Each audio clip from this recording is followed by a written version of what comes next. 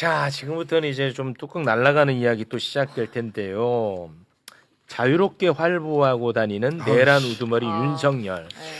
지난 6월 12일 반바지 입고 활보했죠. 4일 전 긴바지야. 근데 6월 13일 긴 바지 입고 그건 긴바지야. 긴 바지 입고 활보합니다. 같은 신발입니다. 긴 바지 입고 활보합니다. 이게 지금 도대체 뭐 하는 짓이냐 이겁니다. 이 사람은요, 다시 한번 말하지만 내란 우두머리입니다. 내란 우두머리. 19일에도 소환에 응하지 않으면 이제는 제발 좀 체포해 가라. 제발 좀 부탁드립니다. 진짜.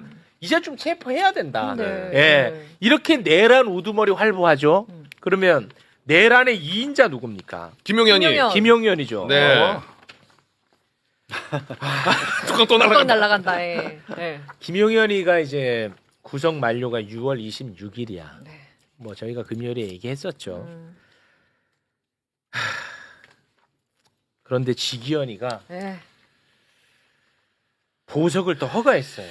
요걸 잠깐 좀 정리를 해야 되는데 김용현이는 6월 26일 만료가 된 다음에 자유롭게 반바지 입고 돌아다니길 원해. 조건 없이 아무 조건 없이. 김용현이는 어차피 6월 26일은 만료 출소니까 네. 나와가지고 반바지 입고 윤석열하고 같이 술 한잔 하면서 활보하고 싶기를 원해. 네. 그런데 검찰이 조건부 보석을 직권으로 요청을 합니다. 사법부에다가. 검찰이. 검찰이. 네. 그러니까 이제 지기현이가 그럼 조건부로 내 보내줘야지요. 점잖게 또 넥타이 메고. 그래요. 나가세요. 그러면서 뭐 조건 몇 개 달긴 했죠. 조건이 보증금 1억, 주거 제한, 그리고 이번 사건 피의자, 피고인, 참고인, 증인, 그리고 대리인, 친족까지 해서 사건 관련해서 만나거나 전화, 서신, 팩스, 이메일, 핸드폰, 문자, SNS 어떤 방법으로도 서로 연락을 주고받아선 안 된다는 조건입니다. 네. 근데 김용현이는요. 네. 사형을 당할지도 모르는 사람입니다. 무기징역 당할지도 무기징역, 모르는 네. 사람인데 뭐가 무서워서 그런 조건을 지킬까요? 그 조건 지킨다고 사형 2번 당해? 그러네. 그거 아니잖아. 어차피 뭐 아니면 돈데. 그렇습니다. 근데 마치 검찰은요, 수사 의지가 너무 확고해가지고 조건부 보석 요청한 것처럼 나오고 지기현이는 마치 엄청나게 어쩔 수 없는 것처럼 그래요. 보석 뭐 신청했으니 내가 뭐 어쩔 수 없지 않소. 라고 이렇게 나와 지금. 쿵짝쿵짝. 쿵짝쿵짝. 그런데 그게 그렇지가 않아요. 검찰은 추가 기소하면 된다고 안 했잖아. 안 했죠. 추가 기소 안 했잖아. 예. 그게 그리고 지기현이 빨리 판결 내렸으면 됐잖아. 쓸데없는 얘기 다 받아주고 네. 늘어지게 진행하고. 그래서 6개월 지난 거잖아요. 그래서 6개월이 지났고 그 와중에 또 김용현이는 나 보석 안 받을래요라고 거부를 해서 네. 오히려 김용현이 아직도 남아있는 윤어게인 외치는 사람들에게 이 정치적 메시지를 알 수 있는 기회를 만들어주면 꼴이 된 거예요. 그렇습니다. 그래서 사실 보석이 됐건 아니면 구속기간이 됐건 이런 것들이요 다 일반 국민들이 억울하게 형사 절차에서 너무 어려움을 겪지 않기 위해서 인권보호를 위해서 만들어놓은 제도이거든요. 형사소송에. 저는 이 지금 재판을 보면서 이런 형사소송의 제도들이 내란을 저지른 자들에게까지 동일하게 오히려 다른 사람들은 이런 보장을 못 받는데 이게 이렇게 진행되는 게 정말 우리 이것 저기 뭐 이 내란이 다시 일어날 리는 없지만 그래도 이것도 저는 제대로 손볼 필요가 있더라 봐요. 네. 이게 사실 법비들의 잔꾀 아닙니까? 맞습니다. 검찰은 보석, 네. 그다음에 김용현은 집행정지 이런 논리로 가면 안 되는 거잖아요. 그렇죠. 내란죄라는 것이 대부분이 직권남용하고 연결돼 있지 않습니까? 네. 직권남용으로서 다시 구속시켜도 되는 거잖아요. 대부분 이전 수사들은 그렇게 해왔단 말이에요. 대형 수사 사건들은 왜 이렇게 안 하냔 말이야. 그 부분에 대해서는 저는 정확하게 짚어야 된다. 네. 그런 아니 생각이 그 듭니다. 노상원 비어폰 준 거. 그거. 그리고 그 방첩사 블랙리스트 작성한 거. 이런 걸로 추가 기소해도 그렇지. 그렇죠. 차고 넘칩니다. 그냥 노상원이랑 김용현이 전화 통화하거나 직접 만나거나 했던 얘기는 사실관계로 다 인정되고 있잖아요. 노상원이 전 방첩사에서 있기는 했었지만 지금은 민간인이에요. 김용현이 노상원과 군사 기밀 사항을 논의하고 이야기한 것 자체로 군사 기밀 누설죄입니다. 이거 그냥 기소하면 돼요. 맞아요. 내일이라도 기소할 수 네. 있겠다. 그리고 그건 별건이 네, 아닙니다. 같은 건 안에 같은 있어요. 건 안에 있는 거야. 네. 그 내란죄가 하나가 있다면 내란죄 이외에 그 안에 군사기밀 누설죄가 노상원과 김유경 관계에서 너무 분명하거든요. 왜 기소 안 하냐고. 근데 더군다나 이 김용현의 태도가 얼마나 오만방자한 것이냐. 사실 보석을 직권 보석을 했을 때 나 보석 안 받아. 이거 우리 국민들로서는 상상할 수가 없잖아요. 상상할 수 없잖아. 최은순도 보석은 받았어요. 직권 보석은. 그래놓고 전화했을 때, 나 지금 아들 집에 와 있었어. 해서 딱 걸렸지. 네. 이명수가 전화했을 때 전화 받아갖고 딱 네. 걸렸었잖아요. 근데 양승태 대법원장이 그런 태도를 보였었어요. 양승태가 재판이 늘어지면서 직권 보석 해주겠다니까 나 보석 안 받아. 라고 검토를 했었어. 검토를 했다가 국민들 눈치가 너무 보이니까 그냥 보석을 받았어요. 네. 그랬어요? 예. 근데 양승태만큼의 눈치도 안 보겠다는 거예요. 김용현 이자는. 심지어 내란 중요 임무 종사자인데 예. 그러니까 이 사람들은 여전히 와. 윤석열이 무죄를 확신하고 있는 것처럼 김용현과 윤석열은 자기만의 이 세상에 아직 살고 있어요. 네. 나는 무죄고 내가 무죄고 나라를 위해서 이런 일을 했는데 나를 이렇게 몰아? 근데 나 같은 사람한테 직권 보석을 해가지고 무슨 뭐 제한을 붙여? 나는 받아들일 수 없어 이 사람들아. 네. 이런 태도인 거예요. 아니 근데 오만 방자가 김용현이나 하늘을 찔러. 윤석열의 그런 태도가 망상은 아니잖아. 지금 다 도와주고 그치. 있잖아. 지기현 같은 사람이 도와주고 있는 거죠. 네. 도와주고 검찰도. 있는 거예요. 검찰도 그렇고 특히 검찰. 네, 특히 검찰이야. 특히 검찰. 특히 검찰. 김용현이 1번일 뿐이고요. 뭐 여인용, 이진우, 다 그때 7월이면 다 공장생들 끝나요. 7월 초에 다 나와요. 네. 이제 좀 있으면요. 아까 윤석열이 그 반팔 입고 돌아다니고 있었죠. 둘이 밥 먹고 있는 사진도 우리 봐야 돼요. 아 진짜요? 모여서 아무 제한 대책회의 할 시키면 판이야. 않습니까? 아크로비스타에 모여서 내란 우두머리와 내란 주요 임무 종사자들이 모여서 대책회의 할 판이에요. 그나마 아크로비스타에 있으면 다행이죠. 어디 가서 보리밥 회동할 수도 있어요. 이것들은. 근데 중요한 거는 법원에서 이렇게 했어도 김영현이 나 싫은데 하면 26일에 아무 조건 없이 나오는 거야 그냥. 네. 그렇죠. 그렇게 하겠다고 밝힌 거야 지금. 아, 나 열흘 그냥 다 갇혀 있을 테니까 필요 없어 보석 이런 거예요. 아 진짜 돌겠네. 그러니까 검찰이 얼마나 지금 이들을 도와주고 있고 일부러 또 뭐 제가 보기에는 지기현 판사는 재판 자체를 굉장히 지연시키고 있는 거예요. 맞아요. 빠르게 재판을 진행해서 물론 이 재판은 굉장히 길어질 수밖에 없는 측면들이 있어요. 그러면은 검찰은 추가적으로 지기현은 최대한 빨리 재판을 진행하고 검찰은 추가 혐의에 대해서 구속 기소를 해야죠. 네. 박근혜 씨도 추가로 구속 기소하고 구속 기소 해가지고 중간에 못 나온 거예요. 사례가 있는데 어떻게 그 사람들을 박근혜 씨는 개인적 부정 비리예요. 네. 욕 나오려고 그러네. 이 자들은 비교가 안 돼요, 내란이에요, 비교가. 내란. 그러니까 그래서 아까 그래서 얘기가 제가 특별재판부를 만들어야 놔야 된다고. 특별재판부라는 것이 특검법으로 가능한 예. 겁니까? 네. 아니 그러니까 법을 특검법으로 아니에요. 안 돼요. 그럼 법을 특별법으로 따라야 해야 돼요. 되네. 특별법으로 특별법으로. 해야 돼요. 결국은 윤석열 관련 특별법을 만들어야 되네. 네. 검찰 얘기 하나만 더 하겠습니다. 네. 명태균 게이트가 한창 시끄러울 때 지난해 10월 10일 네. 그리고 10월 11일에 심우정 검찰총장하고 김주현 민정수석이요 10분 이상 두 차례 통화를 했어.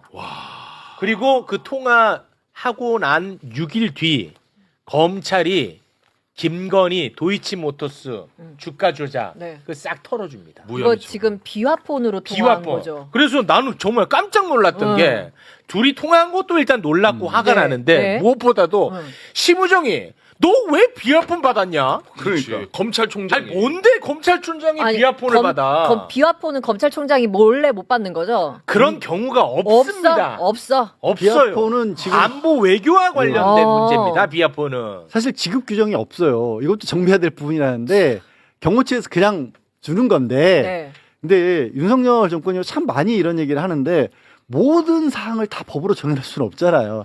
상식이라는 게 있잖아. 지금 얘기했죠. 외교 안보와 관련된 부분에 종사하는 사람들에 한해서 특별한 경우에 지급을 한 건데 윤석열 정권 경호처뭐 노상원도 주고 김건희도 주고 알고 봤더니 심우정이도 갖고 와, 있었던 심우정 거고 그냥 충격이야. 심지어 뭐 최상목이었던 걸로 기억하는데 알고 보니까 그게 있던데요. 저한테 이딴 소리나 하고 있고 와. 그리고 알고 왜 봤더니. 검찰총장하고 10분이 넘게 두 번에 걸쳐서 통화를 네. 했다? 무슨 얘기 민정수석이 이게 하면 안 원래는 됩니다. 하면 안 되는 네. 거예요. 이게 하면 안 돼. 이게 쟤네들이 하도 저런 짓을 많이 해서 그게 뭐 문제의식이 없을 수가 아니에요. 있는데 요거는 정확하게 짚고 가야 되면 전문가들 두 분 이따가 설명해 주시겠지만 네. 아, 있을 수 없는 일이고. 검찰총장은 법무부 장관의 지휘를 받고 소통해야 돼. 그럼 그리고 민정수석은 법무부 장관하고 소통하고. 어. 왜냐? 대통령실하고 검찰총장하고 직거래를 못하게 하려고 이렇게 하는 거예요. 어. 그래서 장관 통해서 해야 되나. 그렇습니다. 근데 얘네들은 다이렉트로 비화폰으로 통화했다는 게 이번에 드러난 거야. 네. 이거는 심각해도 너무 심각한 겁니다. 그리고 법무부 장관의 지휘를 하더라도요. 공적인 결제 과정을 거쳐서 지시하고 받는 거지 어디 비아폰으로 얘기를 주고받아요. 그래놓고 한다는 소리가 안부 인사를 했다고? 비아폰으로. 말도 안 되는 소리 하고 있어. 김용현 출석 때도 통화하고 막 그러지 않았었나? 맞습니다. 그렇죠. 네. 야. 이 심각합니다. 그러니까 이거 이런 지금 게 심우정이가 나오는데. 심우정이가 야, 핵심이야. 내가 그래서 볼 때. 심우정이 지금 버티고 있는 이유가 이런 걸로 설명이 되는 거예요. 안 나가고 있는 이유가. 왜 비아폰 서버 이런 거 감추려고 했던 것도 그러면 엮여 있다고 생각할 수 있겠네요. 그렇게 당연히. 봐야 되죠. 예. 윤석열이 그런 이야기 하잖아요. 이 개업 문제에서 가족 문제다라는 이야기를 하지 않습니까? 국정원장하고 이야기할 때. 그러면 그 이야기를 가족 문제를 최초로 누구하고 상의했느냐? 심우정하고 상의한 거다라고 우리는 추론할 수밖에 없는 거예요. 네. 심우정이 그때부터 비아폰을 갖고 있다. 그럼 가족 문제에서부터 시작돼 가지고 내란 일으키는 과정까지 심우정은 사전에 다 알 수도 있다라고 우리가 의심할 수밖에 없는 겁니다. 네. 그 과정에서 성관이 출동했다고 했던 검찰 문제 그리고 비아폰 서버를 왜 압수수색하지 않았던가 네. 이런 문제들까지도 다 우리 의심 속에서 나오는 거예요. 그렇습니다. 여기서 이제 심우정이 앞에 일단 심우정은 나가셔야 돼요. 지금 검찰총장 자리에 앉아 있을 자격이 없어요. 그렇습니다. 특검 수사 대상이에요. 김건희 특검 수사 대상이고 내란 특검 수사 대상입니다. 무조건 그 자리에 있어서는 안 되는 사람입니다. 맞습니다. 당장 나가야 되고요. 그 다음에 중요한 거는 저는 우리가 계속 이 내란 외환죄, 내란 관련해서 계속 두 사람을 물 위로 끄집어 올리려고 하는데도 끝까지 물 위로 끄집어 올려지지 않는 두 사람이 있어요. 두 김씨.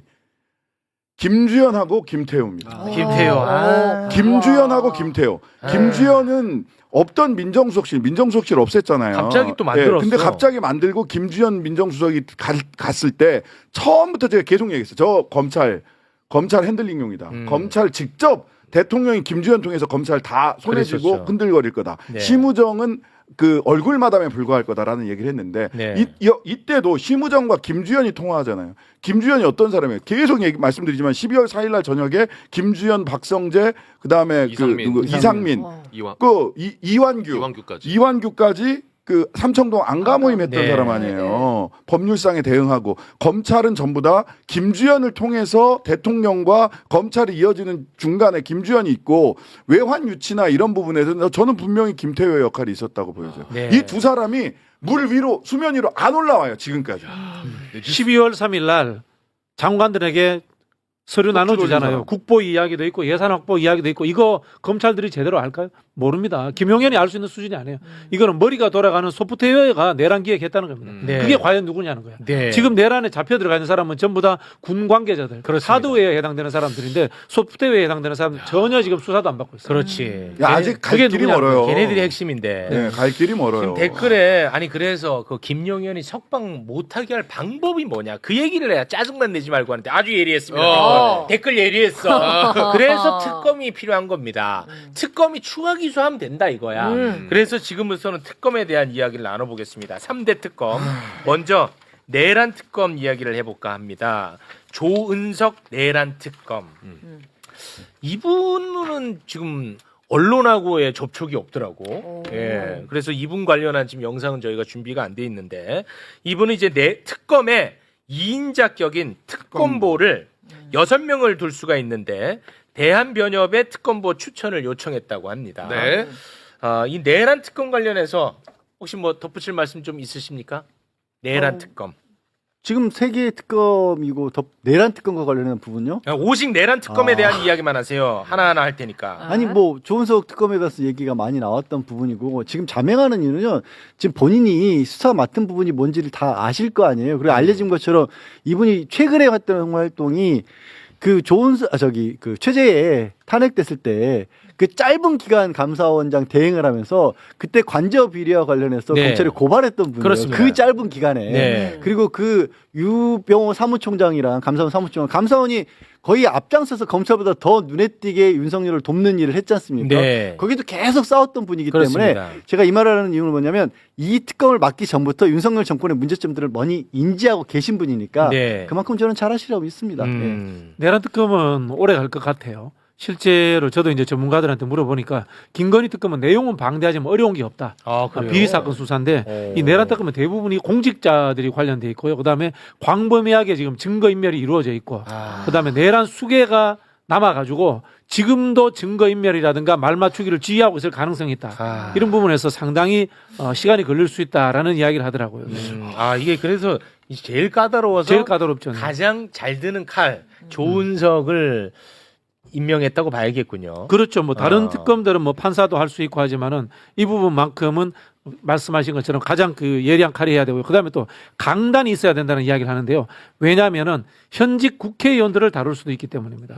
지금 내란 특검에 국민의힘 그 당시에 12.3 그렇습니다. 내란 당시에 예. 국회의원들의 행태도 들어가 있기 때문에 추경호 많이 의심합니다. 그렇죠. 아마 이 굉장히 힘이 쏠릴 겁니다. 네. 근데 아무튼간에 뭐 수사에 있어서는 이 사람이 아주 뭐 일가견이 있다고 지금 정평 나 있으니까 요거는 그러면 기대를 좀 해도 된다 이거죠. 네, 뭐 공안 사건들을 많이 잘했다고 하더라고요. 네, 알겠습니다. 소리 없이 강하다 뭐 이렇게 가는 모든 것 같아요. 로키로 사람들 인선하고 사무실 딱 구해서 네. 바로 출발할 수 있게 어. 로우키로 조용히 지금 움직이고 있는 것으로 보입니다. 네. 아마도 조은석 특검 같은 경우는 검찰 내부에 자기 인맥들 같이 칼을 협공할 수 있는 인맥들을 쭉 가지고 있기 때문에 그 수사팀 구성도 다른 특검에 비해서 굉장히 빠를 수 있겠다. 그 얘기를. 굉장히 수는 많지만 일사불란하게 이루어질 가능성이 높습니다. 벌써 네. 어제 공수처장도 만나고 했더라고요. 예, 네. 그러니까 첫날은 이제 검찰의 박세현이 만나고, 네. 네, 또 보통 이제 특수부 팀들은 굉장히 요란하게 수사를 한대요. 근데 공안 팀들은 은밀하게 조용히 해요. 조용히 하는 뭐 그런 특성이 있다고 하더라고요. 네, 오. 알겠습니다. 오, 네. 자, 그리고 민중기 김건희 특검. 대통령실에 특검보 후보 8명을 추천했다고 합니다. 이미. 네. 빠른 얘기입니다. 굉장히 빠릅니다. 어떻게 보면 지금 현재 속도가 가장 빠른데요. 관련해서 어떤 이야기를 했는지 잠깐 영상 보고 오겠습니다. 특검보 어떤 점 주안점 두고 좀 추천을 하셨나요? 단기간 내에 수사를 마쳐야 하기 때문에 수사 능력을 고려했고요. 그 다음으로 여러 출신들이 같이 일해야 되기 때문에 서로의 소통과 화합을 고려했습니다.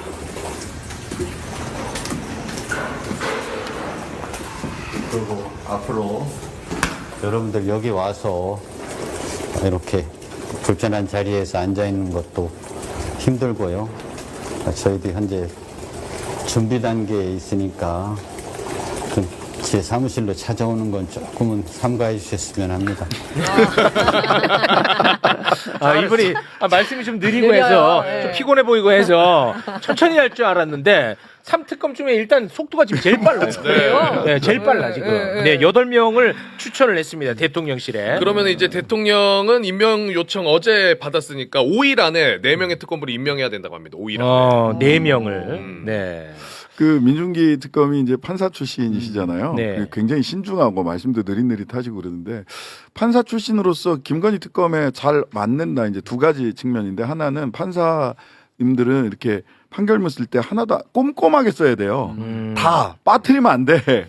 다 써야 돼. 하나라도 빠뜨리면 안 되는 사건이 김건희 사건입니다. 워낙 많기 때문에 16개. 16개. 처음에 법안 냈을 때 한 11개 됐거든요. 네. 근데 지금 16개, 5개가 그새 더 늘었어. 16. 거부권 몇 번 행사하는 사이에 점점 더 늘어.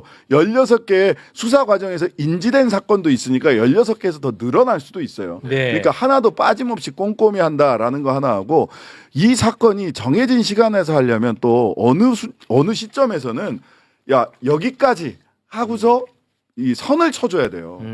사실 검사 출신이나 수사를 많이 했던 분들이 이 선치기가 잘 안 돼요. 끝까지 간다 이렇게 되거든요. 네. 그래서 아마도 우리 민중기 특검 같은 경우는 꼼꼼하게 가르마를 정확하게 선을 긋는 역할을 하지 않으실까. 저는 뭐 내란 특검이나 김건희 특검 양이 워낙 방대하기 때문에 네. 중간에 히트작, 참 표현이 그렇습니다만 국민들의 공분을 살 만한 일들이 계속해서 터져 나오면은 특별법 이야기 나올 것 같아요.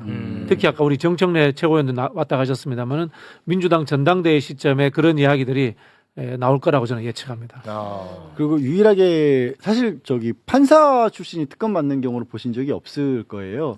이 김건희 특검 같은 경우는 관련 혐의들이 많기도 하지만 이미 수사도 진행돼 있고 공범이라는 사람들이 처벌받은 형이 확정된 것도 있기 때문에 네. 정리를 하는 일이 더 중요하게 여겨지기도 하고요. 두 번째로는 검찰과 김건희의 관계에 대해서 신뢰를 못하는 분들이 많죠. 네. 당연히 그래서라도 이제 법원 출신을 이제 지명을 하신 것 같습니다. 네, 알겠습니다. 자, 그리고 3특검 가운데 마지막 이명현 최상병 특검. 제일 화끈해. 일단 뭐 윤석열의 대면 조사에 예고했고요. 네. 그리고 김정민 변호사 알죠? 김정민 변호사. 네. 그 박정훈 대령의 변호를 맡았던 김정민 변호사에게 특검보로 함께 일할 것을 제안을 했지만 김정민 변호사가 고사했어요. 오. 네, 근데 고사한 이유가 참 멋있습니다. 네. 박정훈 대령을 변호해온 내가 특검에 들어가면 공정해 보이지 않지 않겠느냐. 그래서 고사를 했습니다. 멋있어요. 네, 멋있어요. 네. 네. 특검보 4명, 파견검사 20명 이제 뽑아야 되는데 이명현 특검이 네. 이 사건을 어떻게 이해하고 있는지가 굉장히 중요하지 않겠습니까? 네. 이 사건을 어떻게 이해하고 있는지 관련해서 오늘 또 기자들 앞에서 이야기를 한 게 있는데요. 잠깐 영상 보고 오겠습니다. 우선 저 박정훈 대령 사건 자체가 경로설에 의해서 억울하게 실체가 진실이 바뀌어서 억울하게 기소가 된 사건이기 때문에 한 사건입니다. 그러니까 그 부분이 뭐 경로설에 대해서만 하는 게 아니라 모든 전체적으로 볼 생각입니다. 정확하게, 정확하게 네. 지금 내 판을 읽고 계시는 것 네. 같습니다. 누가 거짓말하는지 난 알고 있다라고 말씀하셨지요. 네. 네, 기대를 좀 해봐도 될 것 같은데, 네. 김경호 변호사 매부쇼에 이제 자주 나오시는데, AI. 네. 어. 이분 좀 기다리고 있는 것 같아요. 전화 여기서 오겠다. 특검에서. 김정민 변호사랑 뭐 처지는 같은 거 아닌가요? 그렇죠. 그런가요? 예, 아니, 그 김정민 변호사는 본인이 안 하겠다는 거고, 김경호 변호사는 기다리는 것 같아요. 아니 근데 이제 김정민 변호사님이 그렇게 얘기를 하셨는데 김정민 변호사님이 전화를 기다리실 자유는 있죠. 기다리실 자유는 있죠. 네. 근데 지난 금요일 날도 말씀드렸는데 이 새 특검은 제가 보기에는 결국은 하나로 그렇죠. 연결고리가 생길 수밖에 없습니다. 네. 윤석열, 김건희라는 두 사람, 특히 김건희를 매개로 해서 이 새 특검이 하나로 네. 그래서 이 하나가 될지어다. 새 특검의 사무실이 좀 가까이 있어야 될 것 같아요. 특히 이제 브리핑 같은 거 할 때 기자들의 편의성을 위해 가지고 그래요? 네. 뭐 순차적으로 브리핑을 한다거나 이런 방법도 필요하지 않겠나 그런 생각이 듭니다. 이제 자 이제 여기에 이제 그 경쟁이 특검에 이런 거 너무 재밌거든요. 경쟁이 붙을 거예요. 윤석열 소환 조사 누가 제일 먼저 하나. 김건희 소환 조사 누가 제일 먼저 하나. 그렇지, 그렇지. 너무 기대된다. 공수처 네. 경찰도 지금 노리고 있거든요. 공수처 경찰도 지금 이미 하고 있는 사건들이 있기 때문에 언제든지 소환할 수 있어요. 네. 지금 형식상 가장 빠른 건 경찰입니다. 19일 날 3차 소환을 했기 때문에 그렇죠. 윤석열에 대해서 네. 3차 소환까지 불응한다? 영장 쳐야지. 영장 쳐야지. 그렇지. 그 경쟁 가져야 돼. 네, 그래서 시원해, 그런 거. 3특검과 경찰 공수처의 이 경쟁 원래 검찰도 경쟁해야 되는지 기대하지 않습니다. 니들은 네. 물러나. 니들은 물러나고 요 3특검과 경찰 공수처의 윤석열 김건희 확보 경쟁 꿀잼각 와, 너무 재밌겠다. 좋습니다. 네. 네, 제가 그 개인적으로 좀 궁금한 게 하나가 있는데 이 특검보를 지금 이제 뽑고 있잖아요. 근데 특검보 같은 경우에는 영리 행위를 못 하게 돼 있더라고요. 특검도 그렇고 특검도 예. 그래서 제가 궁금한 게 그러면 특검보는 공익적인 목적 말고 왜 하려고 해요? 명예죠. 역사적 명예예요, 사건을 다룬다는 결국은? 명예인데 그리고 뭐 이게 또 경력이 돼서 변호사 생활하는데 도움이 될 수도 있겠죠. 그럴 수 있어요. 다만 여기서 꼭 지적하고 싶은 것은 네. 한국 사회가 이런 임시 공직을 맡을 때 대우라든가 그거 좀 뭐 잘해줘야 금전적인 돼. 문제 너무 약해요. 이게 심각한 그래서 문제입니다. 내가 그거를 좀 말하고 심각한 싶어서. 문제입니다, 사실은 이 특검 같은 경우 그냥 수사 170일 뭐 120일 하고 끝나는 게 아니라 공소유지를 하셔야 되거든요. 그 재판 끝날 때까지 특검을 해야 된다는 거예요. 몇 년이에요? 3년 4년 걸릴 겁니다. 이 재판은. 아이고. 항소심 가고 뭐 대법원까지 가고 아무리 빨라도 2, 3년은 걸리거든요. 아이고. 그동안에 업을 못 해요. 그러면 어떻게? 그러니까 살아요? 파트너급이나 그러니까 법무법인 대표급 변호사님들이 여기에 특검이나 특검보로 투입되기가 매우 어렵습니다. 그러니까. 업을 싹 정리를 해야 되거든요. 그러니까요. 그러니까 이런 측면에서 사실은 이렇게 특검이나 특검보로 가는 분들에 대해서는 우리가 아낌없이 저는 국가가 지원해야 된다고 생각합니다. 이게 지원하려면 법을 바꿔야 되잖아요. 법을 바꿔야 됩니다. 이게 사실은 근데 이게 맨날 무슨 특권이다 아니다 막 이런 논란 아니, 특권이 있는데 아니지. 그 프레임으로 보시면 안 돼요. 그렇죠. 이거는. 이게 공직사회 혁신하고도 관련돼 있는 건데요. 고위공직자들의 정년을 없애면서 성과급제를 한다거나 이런 방법들을 도입해야 되는데요. 이게 AI 산업 이제 이재명 대통령이 이야기하잖아요. 거기에도 관련돼 있어요. 보통 그 미국 같은 경우 AI 전문가들이 연봉 한 30억 정도 받아요. 근데 그런 사람들을 한국에서 공공기관에서 데리고 오잖아요. 아무리 많이 줘도 연봉 1억 5천 이상을 못 줘. 대학교 와도 1억 5천 이상을 못 줘. 안 오는 거야. 그러니까 이게 결국은 어떻게 해야 되냐면은 공직사회 연공서열도 파괴해야 되고 어느 정도. 그다음에 계약직 공직자들에 대해서는 성과급제를 광범위하게 동원하고 이런 방법들을 해야지만이 우리가 살아남을 수 있어요. 참 그런 거는 진짜 우리가 같이 좀 고민을 해봐야 될 것 같아요. 아니 그러면 이번에 그 AI 수석 새로 네네, 신설해가지고 그 네이버에서 그 하정우 수석인가요? 네네. 그분은 그러면은 엄청나게 많은 희생을 하고 오는 거예요? 그렇죠. 포기하고 그분이 오시는 거예요. 차관급이니까 뭐 연봉 한 1억 2천 정도 아, 되겠죠. 그래요? 네네. 왜 그렇게 해요, 그 사람은? 그분이 네이버에 있었으면 최소한 3억은 받았을 건데. 3억? 더 에이, 받았을 것 같은데. 아니, 훨씬 더 받았겠지. 잘 모르겠는데.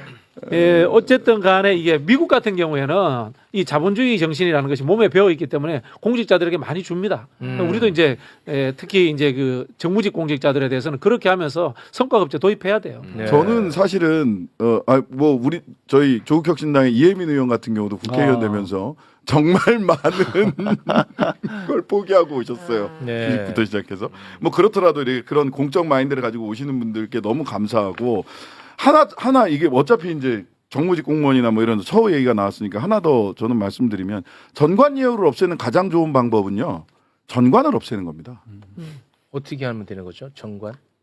법원 때 판사 잘 같은 살게 해주면 경우는 됩니다. 전관 때 잘 먹고 잘 살게 해줍니다. 말하자면. 그런 대신 판사를 못하게. 끝나고 나면 교육기관 로스쿨이나 네. 또는 뭐 향판이나 뭐 이런데 이외에 변호사 개업을 못하게 하면 돼요. 대신 전관이 그 재직하는 동안에 확실하게 대우를 전 해주는 게 우리 사회에 훨씬 더 이익이라고. 저도 동의합니다. 네. 네. 근데 확실히. 가장 나쁜 게 이런 이상한 포퓰리즘으로 네. 분위기를 몰아가요. 예를 들면 뭐냐. 국회의원 비리 하나 딱 보도 내보내.